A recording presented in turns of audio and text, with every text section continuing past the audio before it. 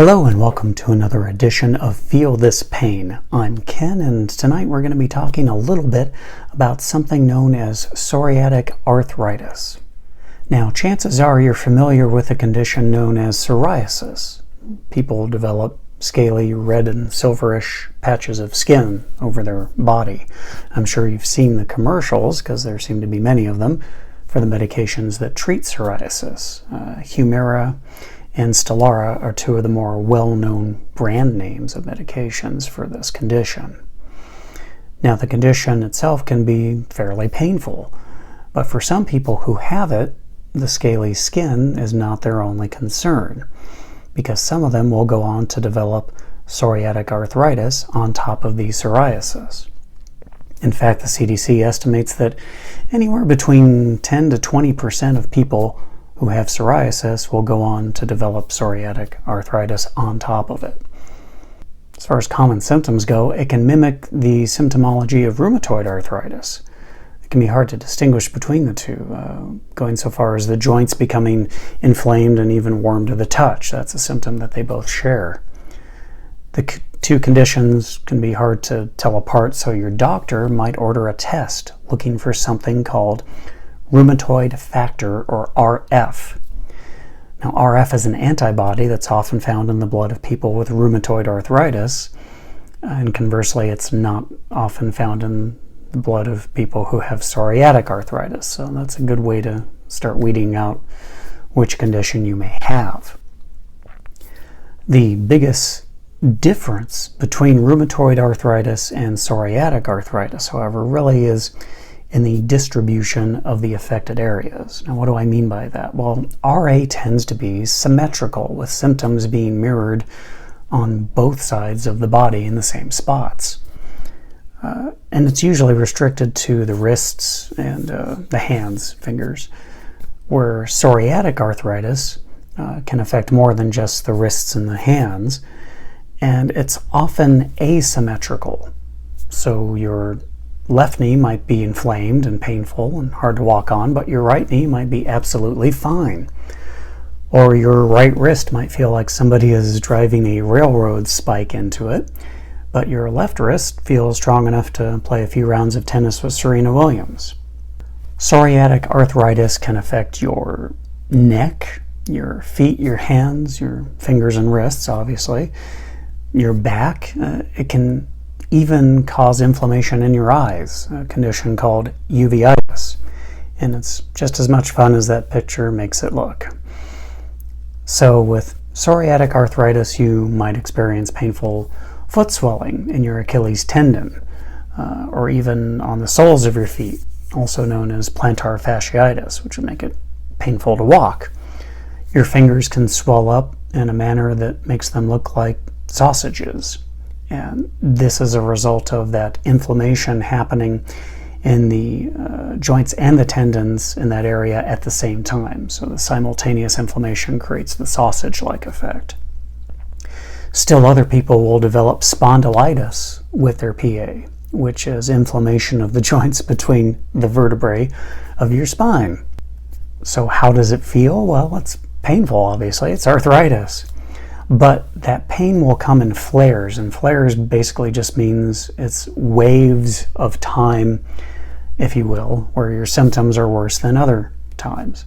For example, you might be able to exercise throughout the week, right? But you might still have moments throughout your day where you can't push a baby in a stroller. You don't even have the strength to pick up a carton of milk.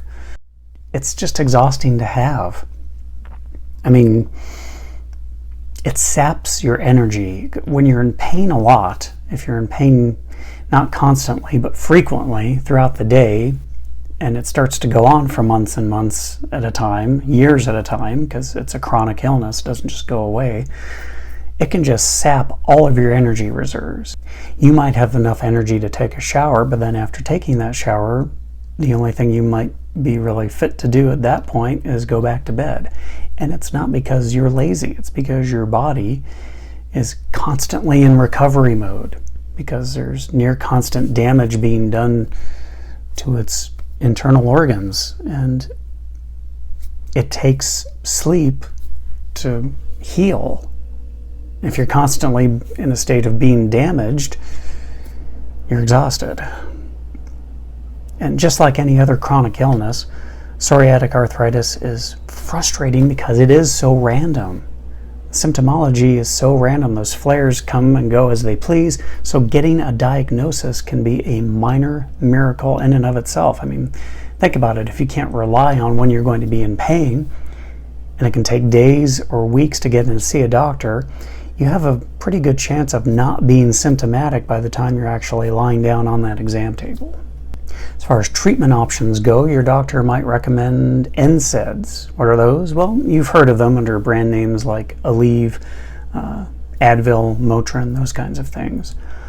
They might recommend another class of medications called disease-modifying anti-rheumatic drugs, or DMARDs.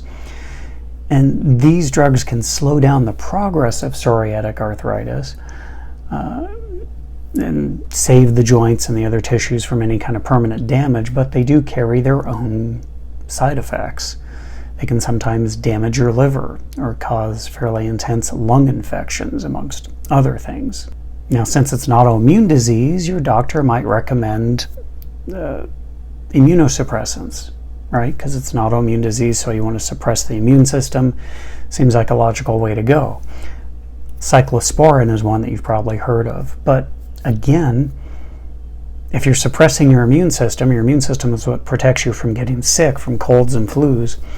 And so you can become a lot more susceptible to infection. And what would be minor infections or a minor flu, for example, for most healthy people, if you're on immunosuppressants, that flu might actually put you in the hospital depending on how suppressed your system is. And again, all these things you need to talk to your doctor about and really weigh the pros and cons as to what treatment is going to be right for you and whatever stage of the disease that you're at. So there's no cure for psoriatic arthritis. So all the treatment that is currently available is really focused on controlling the inflammation and minimizing the pain as best as can be expected. So what should you do if you know someone who has psoriatic arthritis? Well, I've put a lot of resources. There's links down below in the description box for you to use to educate yourself more on the condition, because if someone you care about has this, then why not learn about it so that you can better understand what they go through. And of course, along with knowledge, hopefully, comes increased compassion for people with chronic illnesses. That's really what we should all be focused on, right? Is being more compassionate to each other. So that's it for this week. I appreciate you making the time to watch the video and share your day with me, whatever time of day it might be. If you have any questions, you can always send them to me, ken@don'tpunishpain.com. So that's it. Again, thank you so much for watching. Until next time, I'm Ken McKim. You take care.